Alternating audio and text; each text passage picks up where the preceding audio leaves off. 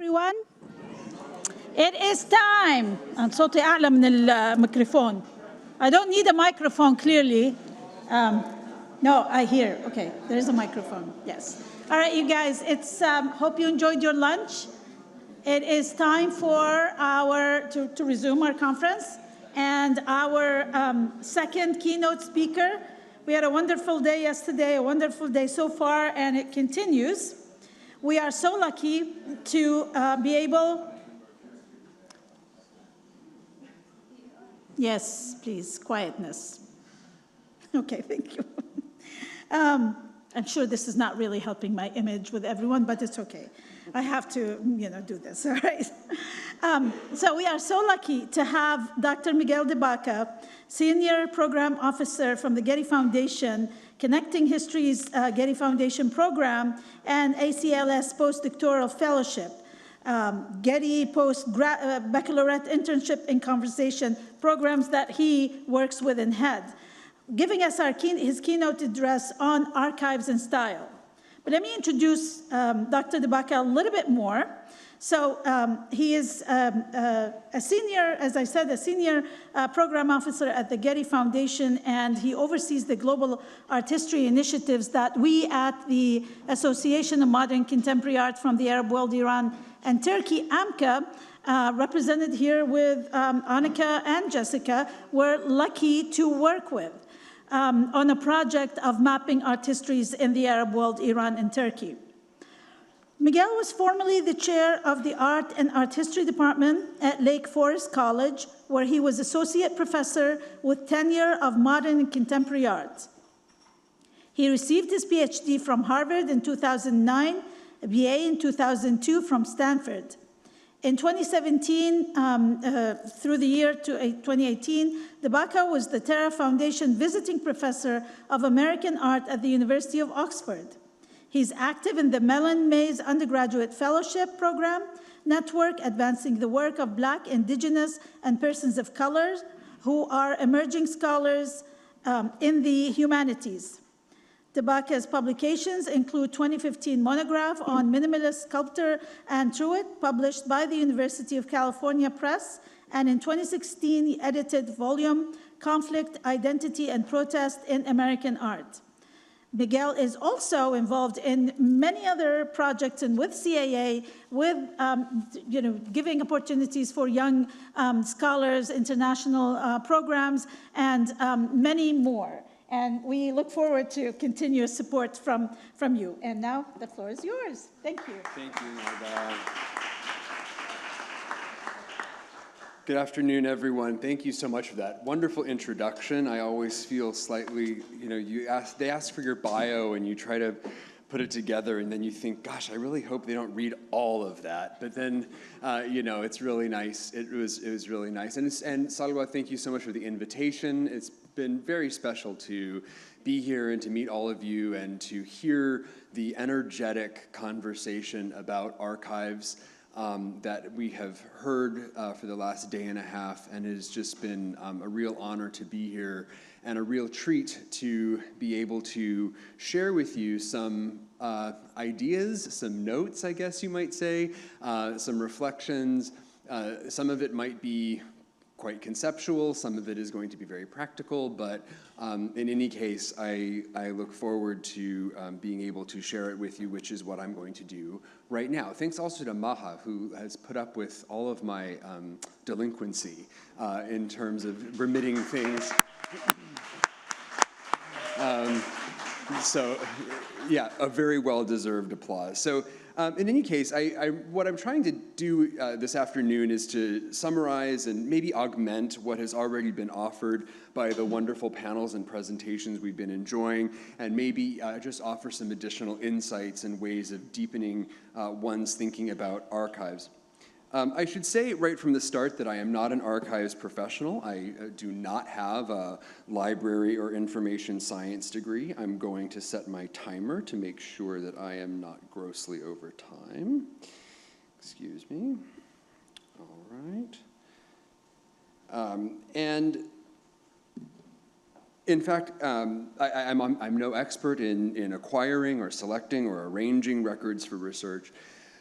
But as a person with a PhD, like many of you in this room, I know archives mainly through consulting them in research. In my current job as Senior Program Officer at the Getty Foundation, I don't often have as much time in archives conducting my own research as I might like. But then again, the more I speak with people in academia, actively teaching and publishing, they don't have as much time as they would like either. So I think that that unites all of us, is that we would all like more time with the primary source materials, and I apologize to not be able to offer any solutions to that in what I'm about to say. But what I can offer are some observations from the field drawn from experience of teaching about, using, reading, and being in archives. And yes, I will include one example that the Getty Foundation has done to support archival programs, and I'm obviously happy to answer any questions at the end about any of the other initiatives that Getty has undertaken having to do with archives. So I've put my thoughts together today as notes, a respectively archival word, an echo of both what we find in collections and how we remember what we find. For the last 20 years or so, an archival impulse has taken center stage, what the late art critic and curator Okwi Enwezor has called archive fever.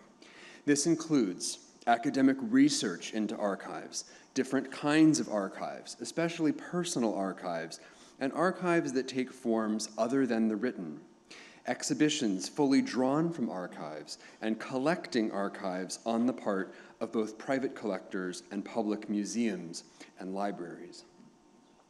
For sure, this is no accident. In the words of the theorist Walter Benjamin, if the past insists, it is because of life's unavoidable demand to activate in the present the seeds of its buried futures. The buried past and its inextricable link to the future is not only a concern of historians, but also a real subject of interest for contemporary artists and the larger contemporary art complex. A case in point is the recent Sharjah Biennale 15, which took as its subject thinking historically in the present.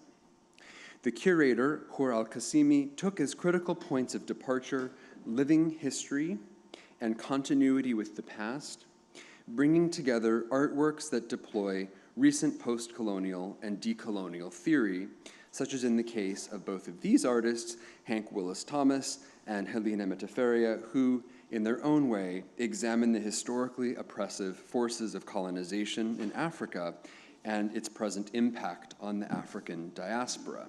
I'll come back to Hank Willis Thomas later. The past-future dynamic was also abundantly evident in the Whitney Biennial in New York City, which is, I said was, but is open now until August. And there I found, among many examples of artworks about archives, this artwork, Los Angeles-based artist Eddie Rodolfo Aparicio's Paloma Blanca de Volar. This massive assemblage is made of archival documents submerged in a monolithic rectangular volume of tree amber, subject to change shape from day to day with the ambient light and temperature. The meaning of the work for Aparicio is how memories and historical traumas shift in meaning and significance with time. And that is why, at the heart of my discussion today, is the assertion that archives are not passive repositories or collections of files, but rather that they do something. And the way that I have chosen to enter this idea is through the concept or notion of style. Although it is an interesting question to ask, what is an archive? I will offer another interesting question. How is an archive? Can an archive have a style of its own? Sorry for that jarring transition between Aparicio and this.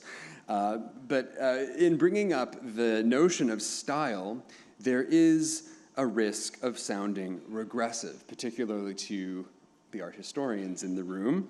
In art history, style is a word that has long gone out of favor. Many years ago, the discipline was defined by such ideas as period style or the national style, the essential object of inquiry for the art historian, a constant or ideal form of expression that defines the collective thinking or feeling in a place or an age. The problem with this thinking is its essentialism. It presumes an ideal or perfect form, the Italian Renaissance style versus the Mannerist style, the Georgian style versus the Victorian style, or even something like Arab style or the even more amorphous Islamic style.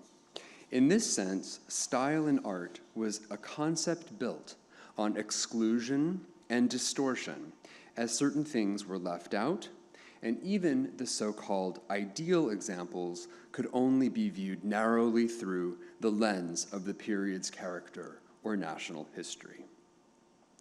Nowadays, mercifully, it's much less common for art historians to be preoccupied with style, and instead to evaluate the significance of visual art objects as cultural artifacts. And this is why art-related archives are so vitally important. They help us understand more fully the time and place in which an artist created their work. They may suggest something about the original intent of the artist and how the first audiences might have reacted, to which we can supply our own knowledge of what those artworks mean for us today. However, there are also some still useful discussions about style that evaluate it from a more active perspective. The field of archaeology is one example which has historically held apart notions of style from those of production. But the archaeologist Michelle Hegman, whose career focused on the Mimbres region of New Mexico, represented here by these extraordinarily beautiful vessels, examined many definitions of style in artistic, archaeological, and anthropological literature. And she distilled this knowledge into two basic tenets. The first is that style is a way of producing something new, and second, style involves a choice among various alternatives. An interest in the relationship between style and archives has important implications. We can, for example, understand archival style to be rather conservative, juridical, and record-keeping, or indeed geared towards social action and group identification. Indeed, on reflecting on the archive, we may think less about collections of information as having a style at all. Some archives are very difficult to perceive as the result of choices among various alternatives. But this is exactly what German legal historian and media theorist Cornelia Wichmann would have us to understand. In her incisive book published in 2000, simply titled Files, or in German Akten, Wichmann asks us to examine paper files as fundamental to upholding Western institutions. From her point of view, the human subject, the state, and the rule of law are all effects of specific archival practices. Although it might seem at first simply an administrative tool, the keeping of detailed records serves to mediate and uphold entire legal systems. Wichmann discusses wide-ranging examples and offers an especially penetrating discussion of Roman magistrates in the Codex Justinianus, which in the 6th century unified 3 discontinuous legal systems that were in use in the Roman Empire, and which heavily and subsequently influenced civil law throughout the Middle Ages in Europe and even into the era of the modern nation-state. In many ways, laws are abstract. They are ideologies. But files are where the authority of ideology is upheld. The basic premise is that legal order is sustained by surveying and subsequently classifying the citizens that the law governs, written down in an elaborate system of record-keeping known as the file. These files contain the rules governing the minutiae of how laws are enacted, who is governed and how, and whether there are any exceptions. In essence, the archive is how society comes into being. It's how it is governed. The real usefulness of Wishman's theory of the file is to help us understand that archives have motives. Even the very effort to demonstrate accuracy prioritizes a certain kind of knowledge and reproduces the authority of that knowledge. Seen as such, I think it allows us to study archives more lucidly as a means of production. It allows us to see archives as having compositional qualities, selectiveness, and different strategies for display. Furthermore, some archives, such as archives of letters and journals, diaristic entries, and collections of stuff, embody the unstable limit of public and private. Think of it this way. An archive can be more intimate than one's relationship to his own family, because the archive is a record of oneself to oneself. It splits one's yesterday from one's tomorrow, from the more public to the less public, from the impersonal to the personal, from the record to the record keeper. These are divisions that are not ever fully possible to enforce, and so they are never final. This allows us as researchers to be infinitely interested in archives, in the forever unresolved tension between the fragment and the whole. Much of this thinking about the archive was imparted to me through studying the history of photography through the eyes of the art historian Robin Kelsey, and it is to his brilliant book, Archive Style, published 2007, that I draw somewhat the title for this talk.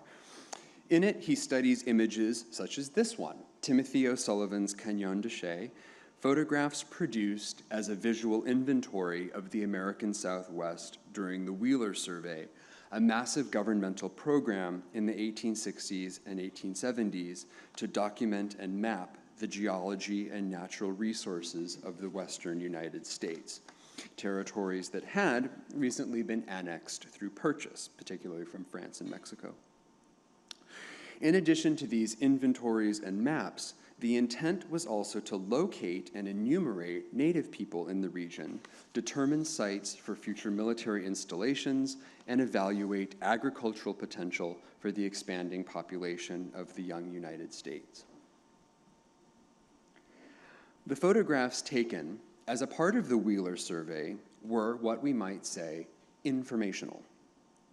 Taken as a whole, it is a major archive, and to the best of my knowledge, the first established system of photographic record keeping in the United States. And yet, as Kelsey writes, these pictures' informational qualities cannot quite discount their beauty and pictorial innovation. In short, these images have a particular point of view. They emerge from a specific culture, its web of social relations, a period-specific practice of consuming photographic images, and the materiality of photographic production. These photographs are eminently rhetorical. They are, to use Hegman's words, a way of producing something new. Photographs of Western landscapes were conceived as documentation, but they clearly project a surpassing spirit, a sense of buoyant wonder at the grandeur of the geology, flora, and fauna of this territory.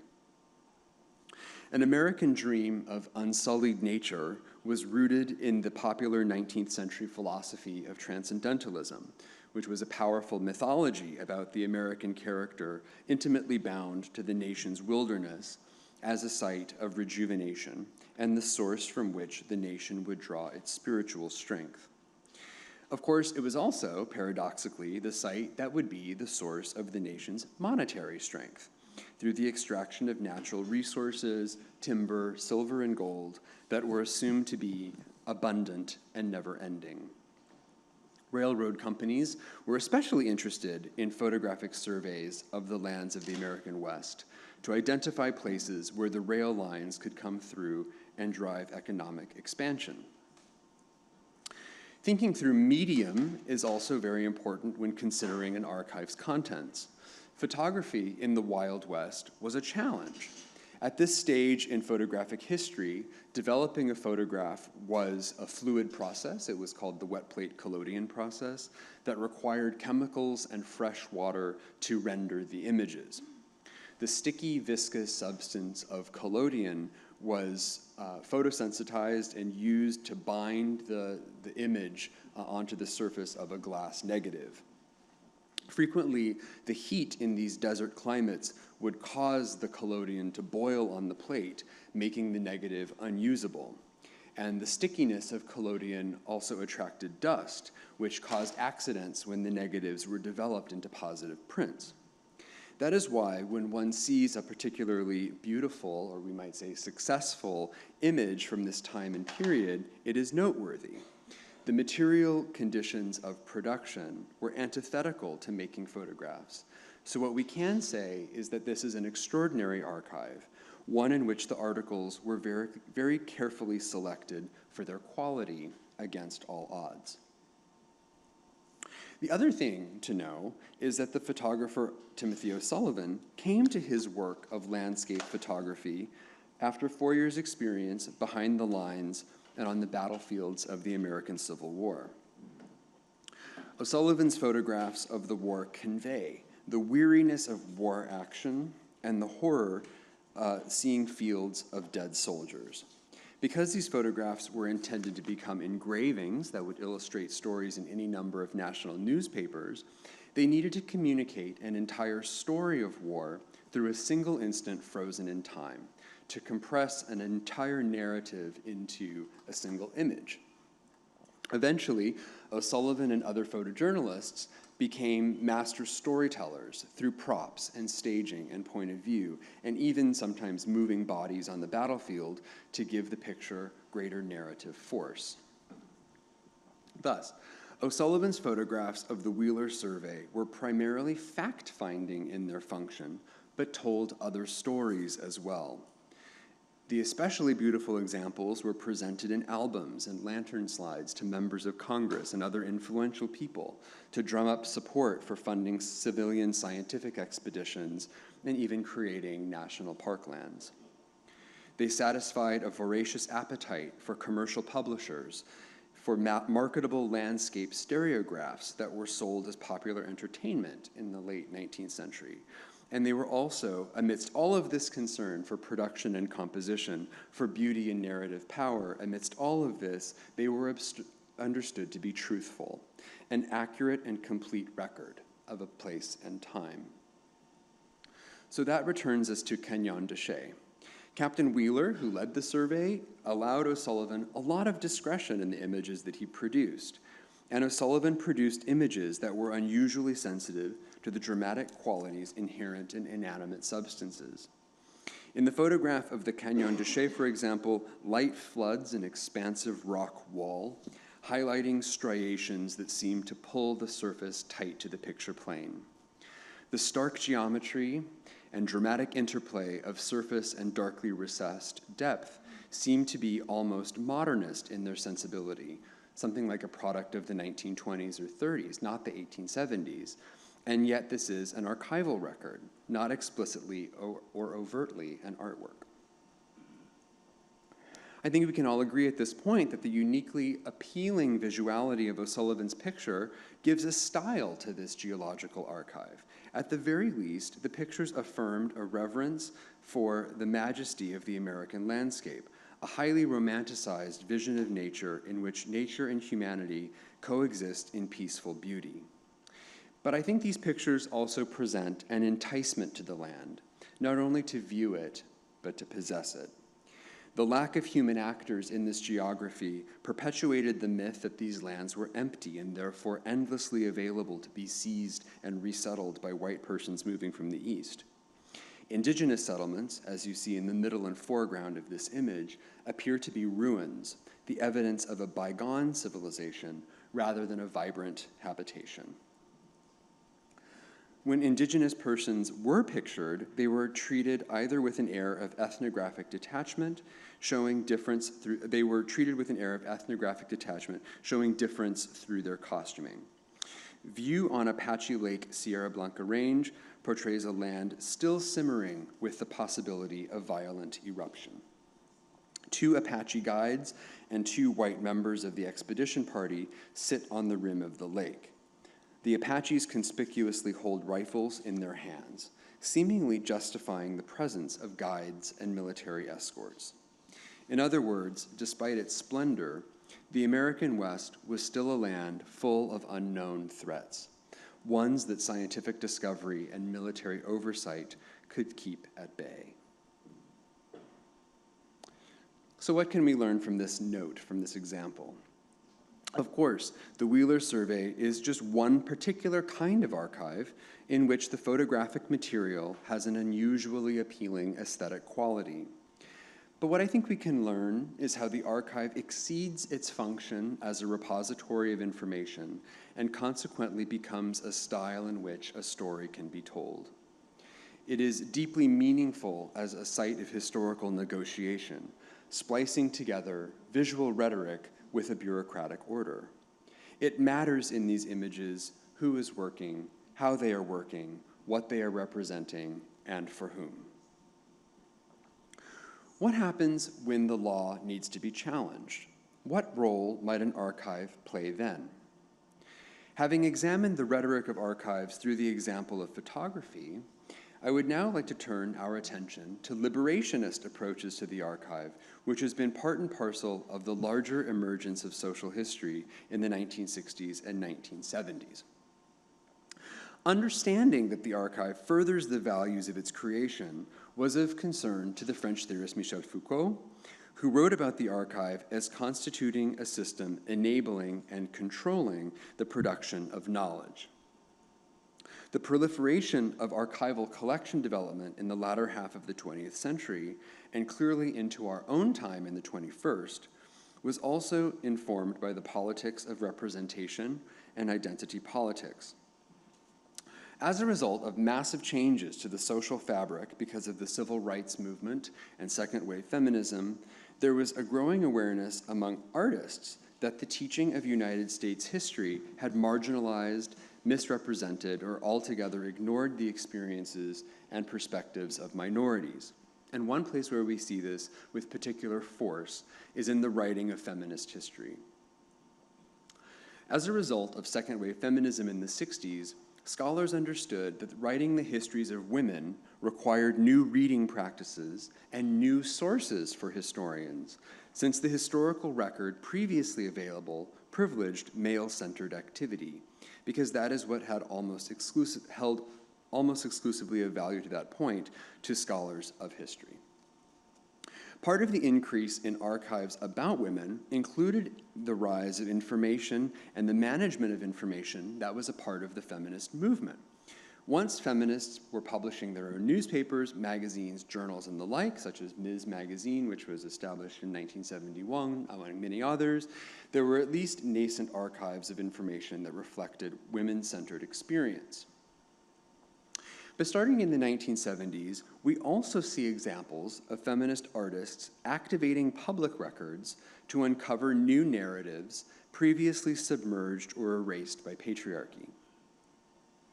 For example, Los Angeles artist Suzanne Lacey's 3 Weeks in May of 1977 was a performance and installation piece about violence against women. Every day within the period of the titular 3 weeks, Lacey obtained reports from the Los Angeles County Police and used that information to stamp a map of the city hanging on the wall of a shopping center located beneath City Hall, roughly. Each actual report is surrounded by a fainter stamp markings representing the statistic that for every 1 sexual assault against women reported, there are 9 others that are unreported. The map was not only a protest piece aimed at denormalizing violence against women and bringing greater awareness to the ubiquity of traumatic assault, and in the larger sense, demonstrating that sexual assault is a violation of human rights in which the dignity and equality of women is not recognized. It bears mention that Lacey's installation was supported by the Los Angeles County Department of Public Works, and so was, in that sense, officially sanctioned. and that there was a second map nearby showing, but I don't have a slide of, I'm sorry, showing places in the city where injured women could go to seek help and obtain further resources. 3 Weeks in May was recreated in 2014 at the Museo Pecci Milano, or I should say a partial reenactment in which Lacey and a team of women artists, students from the School of Fine Arts in Milan, and museum goers themselves stamped a hanging map using the older 1977 police reports. After the exhibition opening, Lacey enacted a special performance of the piece in collaboration with La Lettura magazine, in which a list of femicide victims from the past year across Italy was read aloud in front of a small audience, while the artist stamped the locations of these crimes across a map of Italy. The newly created map was published as the cover of La Lettura for November 25th, which is the United Nations designated International Day for the Elimination of Violence Against Women.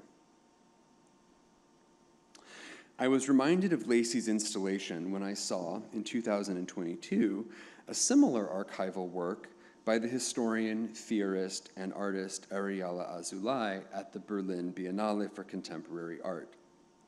The artwork, called The Natural History of Rape, was originally put together in 2017. In it, Azoulay displays text and photographs taken from an immediate post-war Berlin, exploring whether this aggregated information can reconstruct the history of mass rapes enacted in this period. Included in this artwork, which is also itself an archive assembled by Azoulay herself, are written and oral testimonies of women living in Berlin in 1945. Azoulay thus amplifies the unheard vulnerability of women within the context of the pervasive devastation of war. As you can see, the artist has intervened upon her materials by blacking out, superimposing, or replacing images. The viewer will note the absence of literal depictions of violence in abundance of in favor of street maps and photographs of buildings, which you saw kind of laid out on the table and on the wall. A deliberation on the part of the artist to get the viewer to link these sites with the descriptions of the acts that happen there based on the included testimonies. And it's so interesting to me, yesterday I think Zaki was talking about reading the blank space or writing a story with the blank space, and I think that's exactly what Azoulay is doing, is trying to make a story with blank space. To quote Azoulay, "In zones of systemic and omnipresent violence of which there are no photographs at all photographs should be explored as photographs of the very same violence." At the risk of sounding too bleak, I want to highlight the fact that especially in Lacey's Los Angeles installation, and even in Azoulay's piece, the objective is to decolonize archives and establish them as sites of resistance, as much as to devise new ways of thinking about history, develop new questions, and even to forge new communities.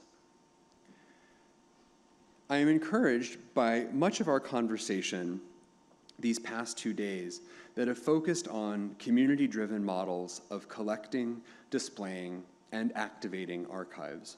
And this leads me to pivot to a very different example, that of an archival exhibition held recently at the Anacostia Community Museum in Washington, D.C., which opened in 2024.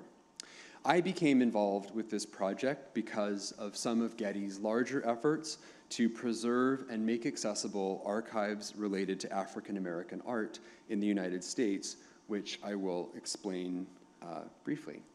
So much of this work originated at the Getty Research Institute, or the GRI, which in 2019 launched the African American Art History Initiative, known for short as AHI. So you're going to get introduced to all of the word soup that is the Getty, GRI, AHI, you'll see. The GRI is known as one of the world's leading research centers in art history, housing one of the largest and most thorough art history libraries, a robust and actively acquiring special collections department, and a well-known scholars program that hosts dozens of scholars annually. AHI began in earnest with the promised gift of the personal archive of this artist, Betty Saar, an assemblage artist known best for her central role in the Black arts movement of the 1970s. And there's kind of a classic example, Black Girl's Window of 1969 on the right. Saar is a Los Angeles-based artist, so the GRI was really thrilled at the prospect of being able to have her archive locally and to complement its other holdings representing modern and contemporary art in Los Angeles.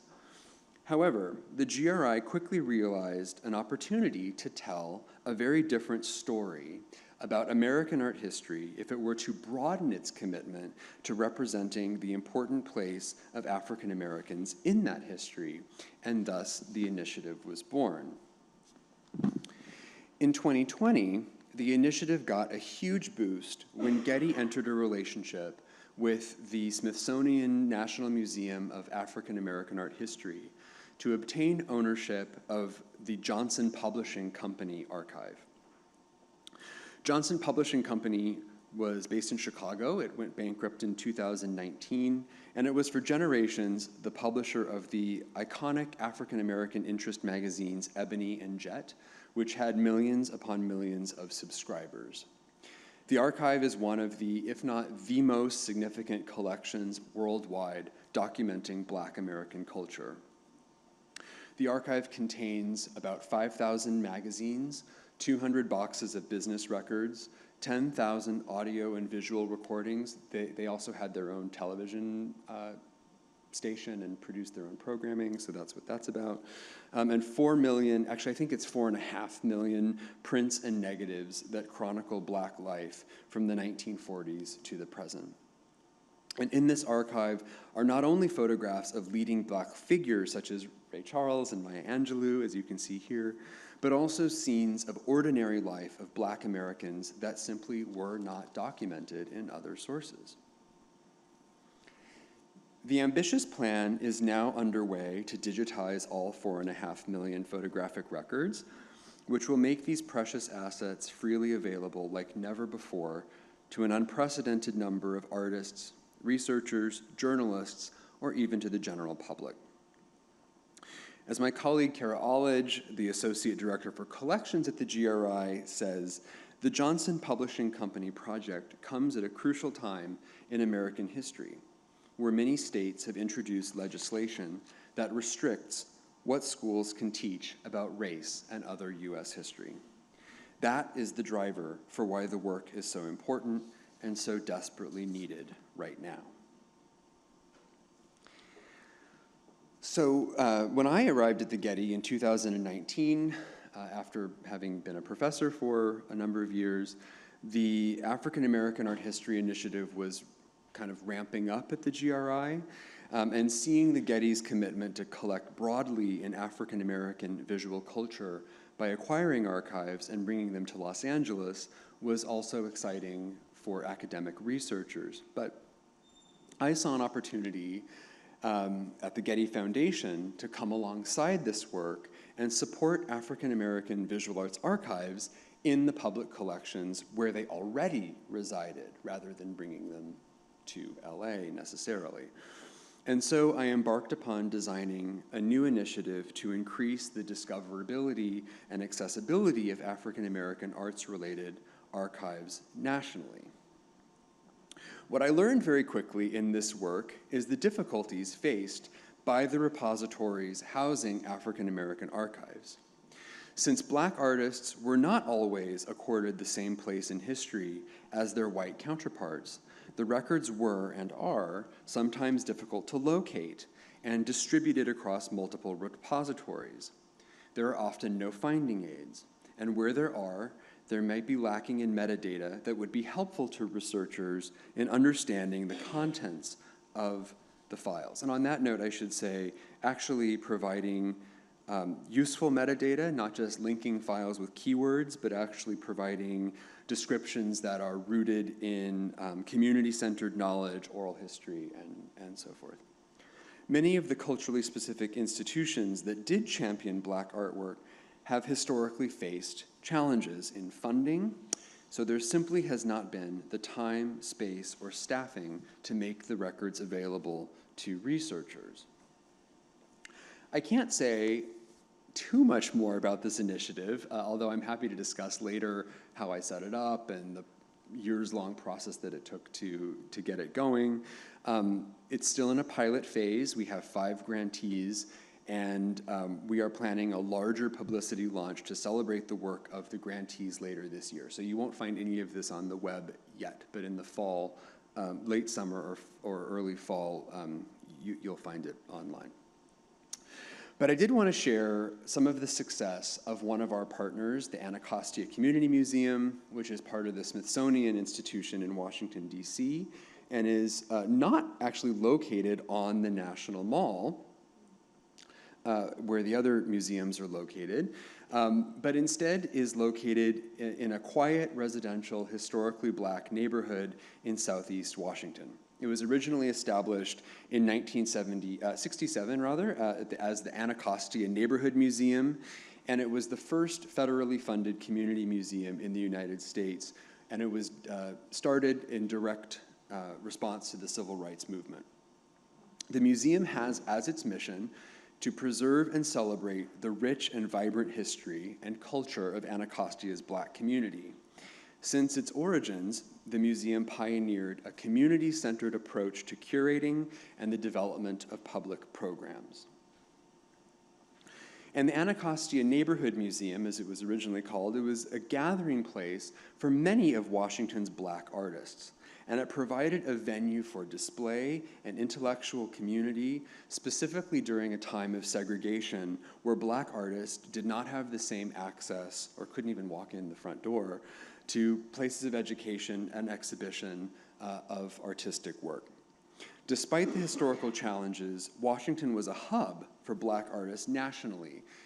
Howard University, a historically Black university, led the way in the training of Black artists throughout the 20th century and was a real center for discussions about modernism and contemporary art practice.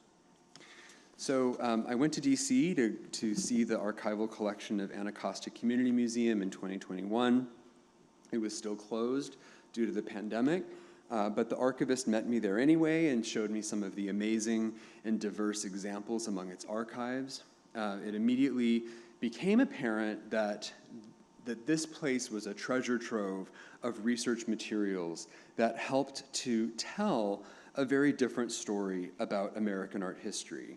Different networks of artists and teachers, different and imaginative ways of displaying artworks, and bursting with an exuberant sense of wanting to give back to the community this history and to keep this knowledge. So, as the partnership with the Getty was underway, the visual art collection and its archives became newly important to the museum.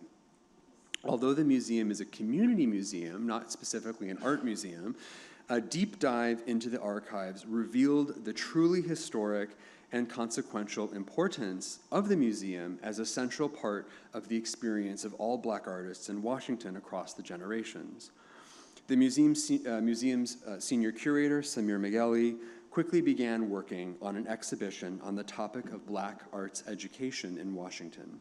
Using the museum's collection and archives as a point of departure, A Bold and Beautiful Vision, A Century of Black Arts Education in Washington, D.C., which is the title of the exhibition, is a real remarkable show, showing how African-American artist educators in Washington achieved such extraordinary results. I love this graphic because you find this everywhere in the exhibition, where they made these kind of network clouds.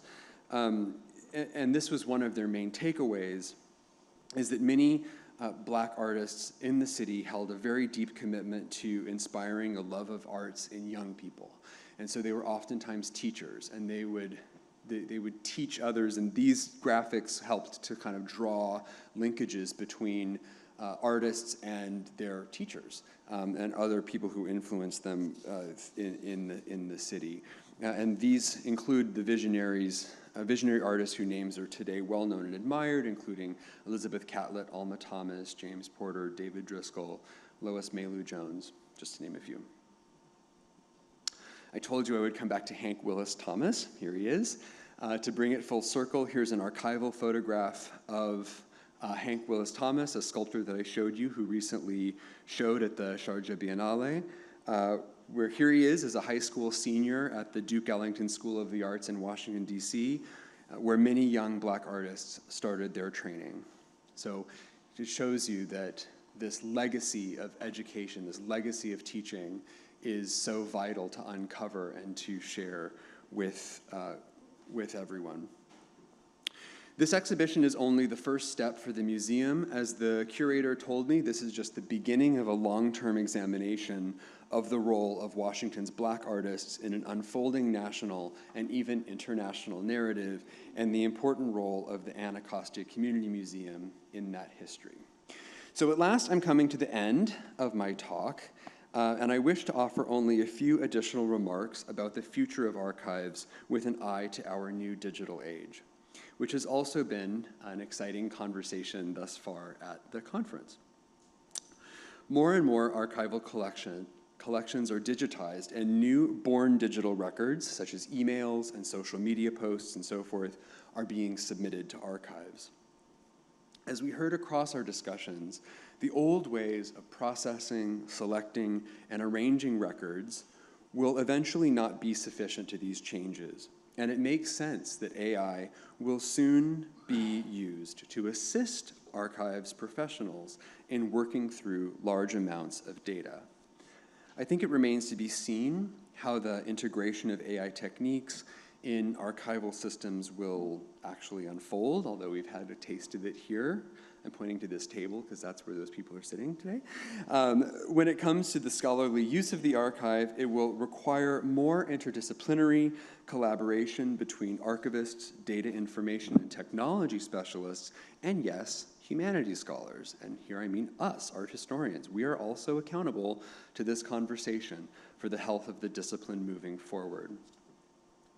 But I think part of the fear is that in the universe of images made available in the digital era, any asset can be the evidence for any claim. This notion of evidence, of different types of evidence marshaled at different ends, was a major preoccupation of the American philosopher Nelson Goodman, one of the most wide-ranging and influential philosophers of the 20th century. His most famous contribution was an examination of the paradox of inductive logic, which is a method of learning in which the researcher draws conclusions by going from something specific to something general. So I'll give you some examples. So one is called the example of copper wire. So if you're studying electrical conductivity, and you take a copper wire and you introduce it to an electrical source, and you see that it conducts electricity, you reasonably conclude that all copper wires conduct electricity. But let's think about a different situation. Let's say, actually, not that. Do you have brothers and sisters? And what number are you in the order? 1, you're the firstborn. Okay, so from this, using inductive reasoning, from this we might conclude that all persons listening to academic lectures about archives are firstborn children. It's the same inductive logic, but naturally that's not true. I'm the lastborn, so if that wasn't already apparent. Thus, the paradox is that sometimes inductive logic will tell us a law-like regularity, and other times it will lead us to illegitimate generalizations. I think this is important to think about when we're considering the uses of archives, since so much of the work we do with them is inductive in nature, forming a more general hypothesis based on a specific set of observations gathered. And this is what's changing so rapidly in the contemporary context. Our archives are suddenly much larger. There's a much denser repository of information from which to select. These archives are less differentiated. In a traditional archive, artist papers, let's say, one might find a letter from an artist to another artist, and there's a pretty clear relationship between the two that the letter brings to light. But the same might not be said of an Instagram post or a video on TikTok. The relationship between sender and recipient is so much more diffuse. Or if you look at a camera roll on one's phone, Does it really give us any real information? I think someone said yesterday it's mostly pictures of cats. Does this lead us to any conclusions useful to scholarship? I'm not saying yes or no. I'm saying as the archive becomes denser, we have to ask ourselves how to prioritize data. How are we to create an archive style when the archive approaches infinity? Given that records are increasingly available online, destabilizes the need to see an archival record in person versus seeing it on a screen. Does it matter if you see a gelatin silver print of a photograph up close, or will a reprint online suffice? Do we have enough confidence that the online evidence is reliable enough to lead us to a generalization that we might regard as true? And by the way, this was abundantly evident before the digital too. Think about Migrant Mother. This is a kind of an iconic photograph, but one that virtually no one has seen in person. And to illustrate that, I put it up against a halftone reprint of the image. Already the mind's eye is filling in the gaps of the blank spaces to create a crisp and coherent whole. And I think that I can say at this point, what we are not seeing can be as important as what we do see. But I'll return to where we started, on style. Archives have a style. Archives are a way of doing something, a means of production, a way of producing knowledge. They can uphold order, they can challenge it. Archives can bring to light absences and occlusions in the places where history has been told only partially. Archives are sites of community knowledge and memory keeping, revealing deep networks among people and institutions. And in all these things, I ask that we continue to question everything, to stand in our critical thinking about archives and power, to open new possibilities for activating records, for writing down our history, and to develop a sense of responsibility to the future that motivates the unearthing of our buried past. Thanks.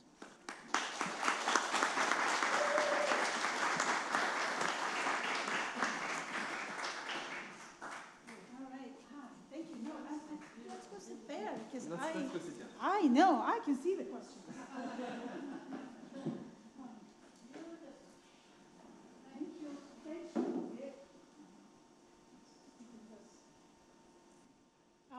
Thank you. Okay.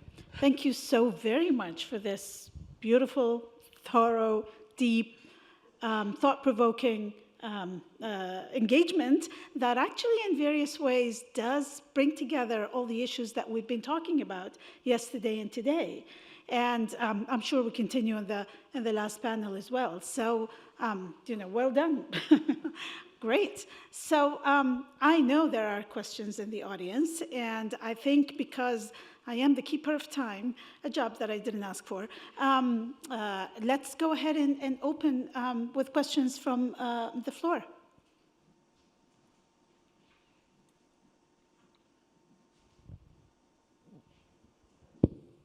Thank you. Thank you for this beautiful talk. I really enjoyed it, and I'm sure everyone does.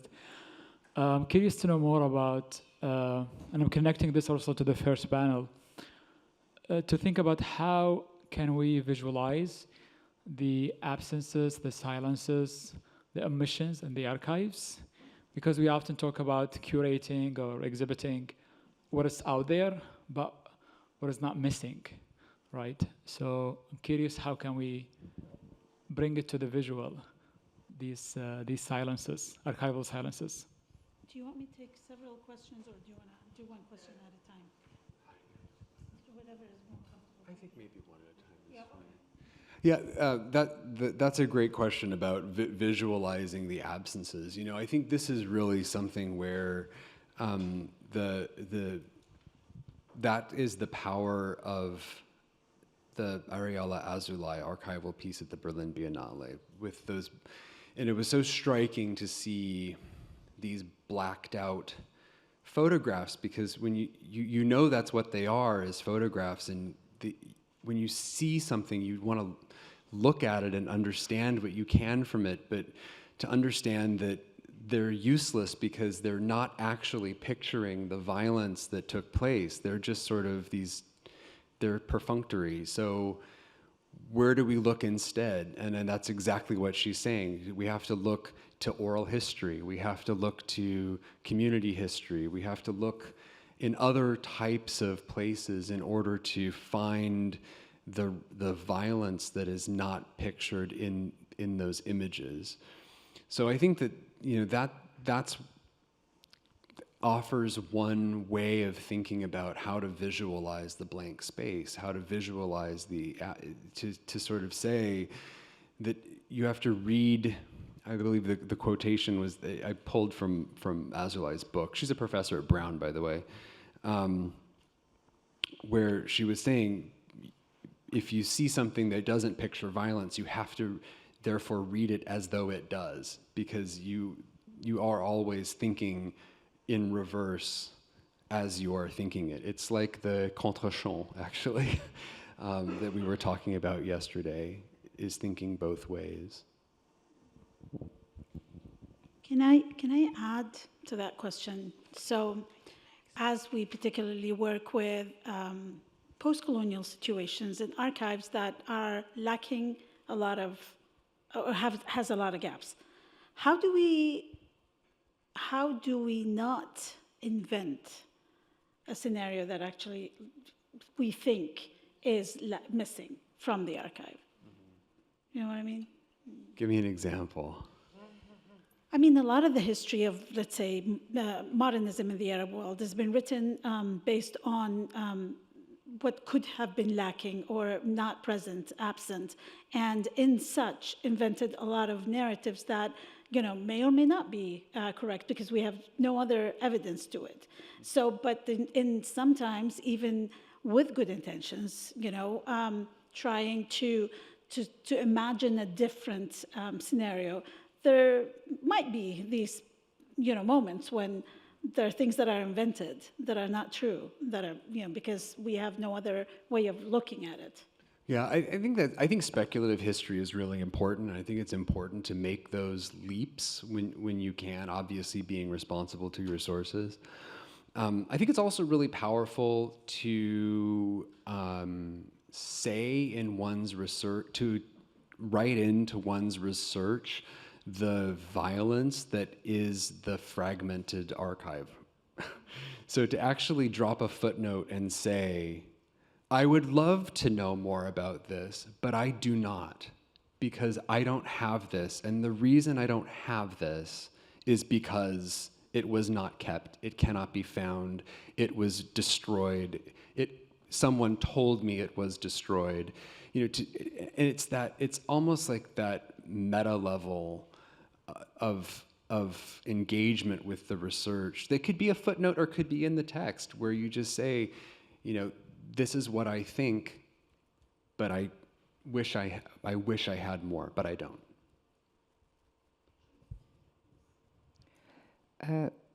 Thank you very much. I like the idea of style, right? Because I've always thought about the idea of genre in my own work, but style actually is more stylish and more, you know.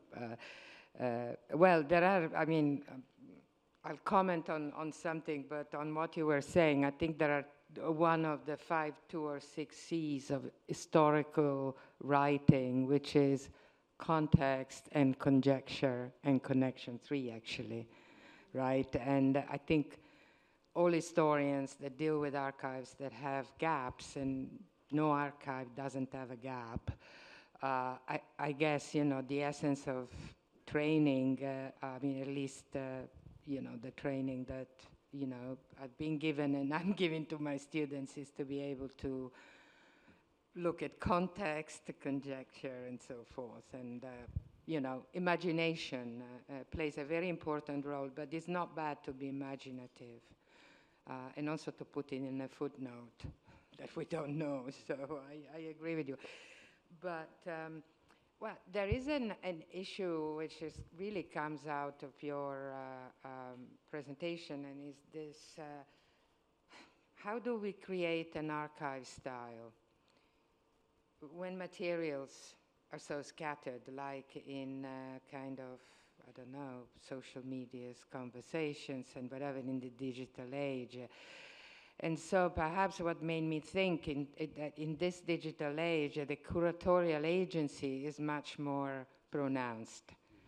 So we have this space for invention as curators, but also for kind of obfuscating things. You know, so it's a two-ways business. So this is one thing. It's not really a question.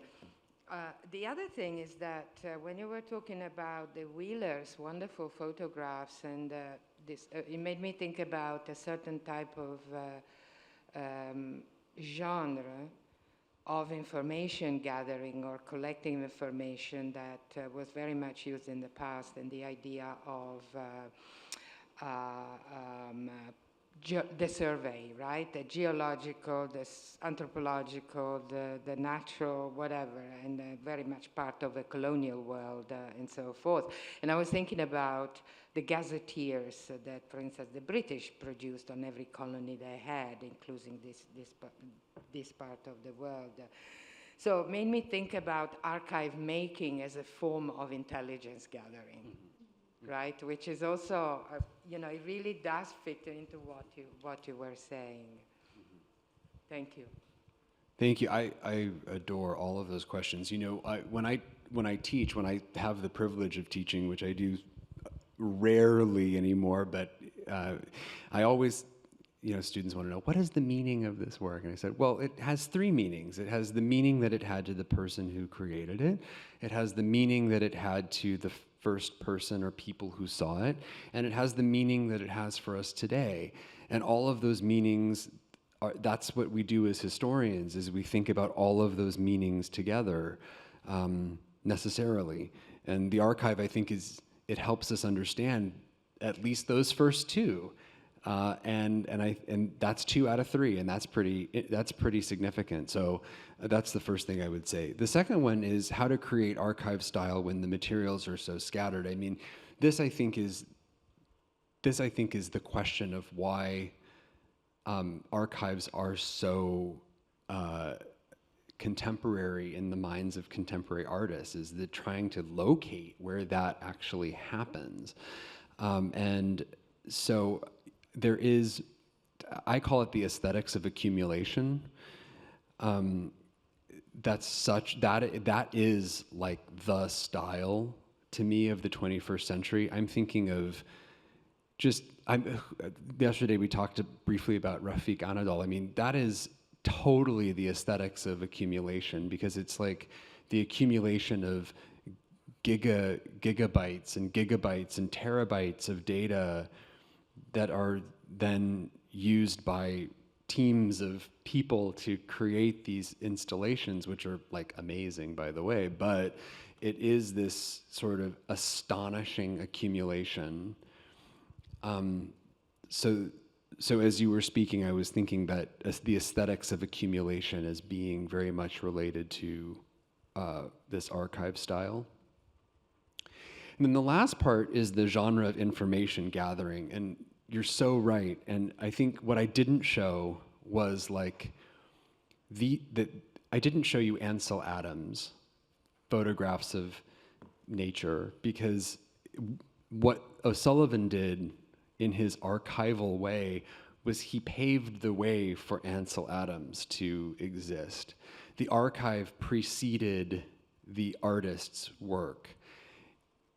O'Sullivan was doing something in those pictures that was informational, but clearly aesthetic enough to allow the younger generation to look back and say, without the informational part, we're just going to go in for pure modernist aesthetic engagement.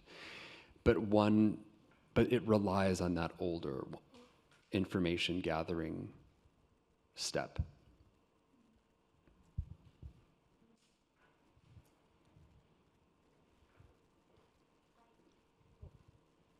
Is it working? Okay. It's related to the question that you asked us a little bit in the roundtable yesterday when you asked how much digitization is enough. So it's related to that. I would love to find out what you think, how much digitization is enough.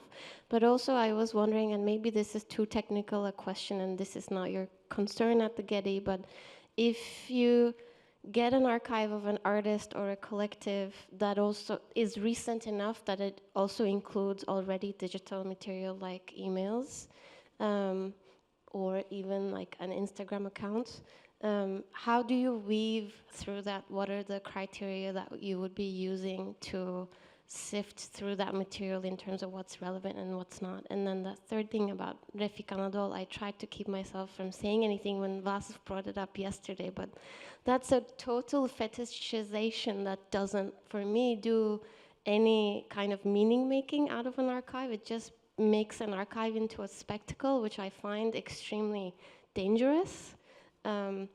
Just wanted to throw that out there. Yeah, thank you. You know, another example would be like Omer Fast or something, like an artist who, while the works are spectacular, also it is obvious how the artist is how the accumulation is happening as a reflection of accumulation as a societal norm, and then reconfiguring that in a way that is really like directive and historically sort of electrifying.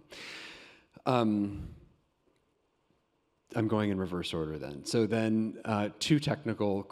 Yes, that question is too technical. I don't know. My colleagues at the Getty Research Institute, I'm sure, have developed some kind of system for going through all of these born digital records. I know that they think about that a great deal. Again, as an archives professional, I don't. I know that the Getty vocabularies work very hard to provide language that people can use to describe what they're seeing in that includes it with born digital assets. So, you know, I would refer you to the work of the GRI on that. But how much digitization is enough?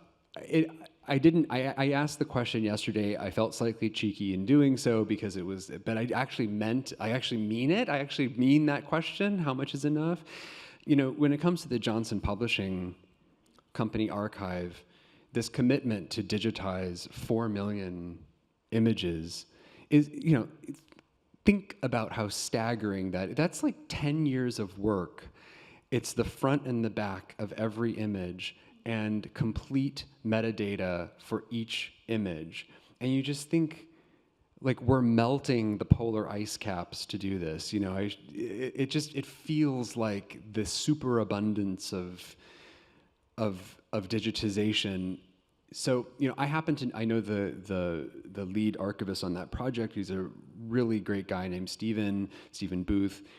And he and I were talking about this, and he says, you know, in the end, it may not be every single one of those 4.5 million records, right? That part of an archivist's job is to responsibly look and say, in fact, this is the universe of things that we can reasonably digitize / in the first phase of this project. And then later on, we can figure out if we want to do some more. But it does require this conversation about prioritization. And, you know, clearly the things that have been liberated from this archive thus far have been the most exciting photographs of Maya Angelou and the photographs of Ray Charles and all of these amazing things. Something else that I think I was mentioning last night at dinner is sometimes in this archive you'll have two people talking, you know, and you know how photojournalists take pictures. They'll do one like this, but then they keep clicking, so then it's one like this and then it's one like this. Does that make all the difference for an art historian's argument? Maybe. I don't know. It could be true. It could be true. So we may do, but do we need this versus this? Yes or no. Yes or no. So, you know, it's just that's the thinking about this. So I understand the real desire from our perspective to have everything, but we do have to think about prioritizing.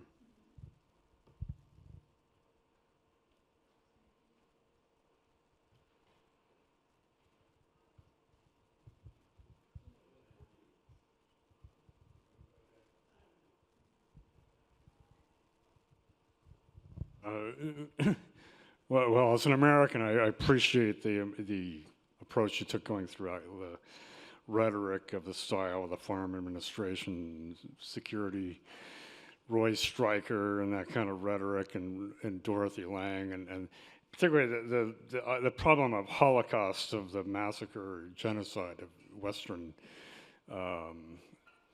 Native Americans that we now know is much worse than we know the massacres at Clear Lake, etc. But my sense, listening the last day or two, we're living here through a different level of crisis, and I haven't heard anyone talk about. We've been using terms like archive of destruction. Well, we're living through a massive urban archive of destruction called Gaza. I'd like to know how folks here think they are going to reconcile that in the future as historians, archivists.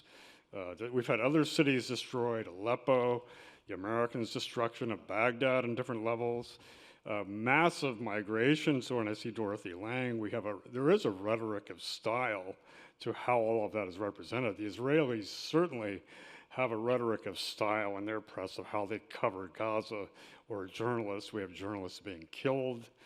So we really have a series of crises that I think young scholars and archivists here are dealing with a new level of destruction that my generation probably can't fathom yet. And so I'm just interested how people approach that. So, but I appreciate what you've done, with the way you're giving us this historical view that way. Thank you. Oh, thanks. Destruction. The distortion of the archive in the making, how do we deal with that? Yeah, I think, so what your comment made me think of actually is this, and they call themselves an archive. It's called Project Row House. It's in Houston, Texas. And it is an archive, but it is an entire city block with houses and buildings on the block. And they are adamant that the archive is the space, it is the architecture, it's the buildings, so you can't just think about.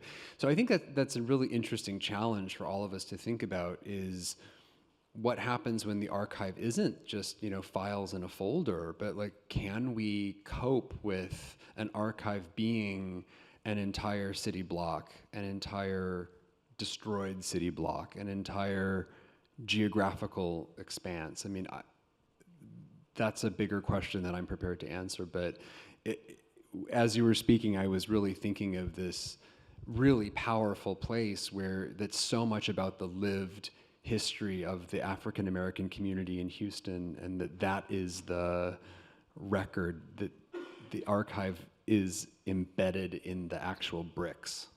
And I think that's just another interesting way to think about generational memory keeping through its spatialized dimension.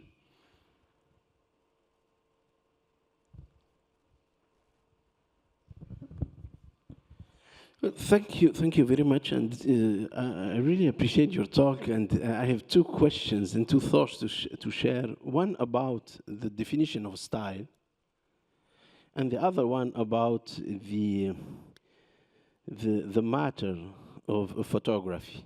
What photography do exactly? For the style, if we believe in what Gilles Deleuze told about the style is an active matter. He said it's a concept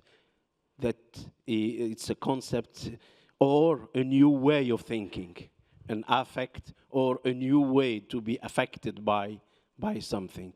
So if we consider this definition of the style, this means that the archive is no more passive.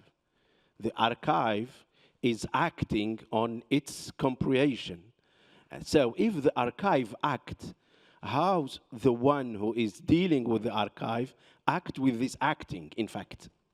And this became a new way of thinking about the archive. And can we distinguish two kinds of archive? An archive that knows that it's an archive, and another archive that still don't know, and we create it as an archive. The second question is about the photography. We know that the photography don't take an image of what is in front of it. The photography is the memory of the totality of time that created what we are taking as a photography. So it is more about the memory of what we are looking at than the subject itself. So when we see the photography of these two Native American with inside, it's not these two Native American because it's a montage, it's a mise en scène, first of all. So we need to question this mise en scène, why?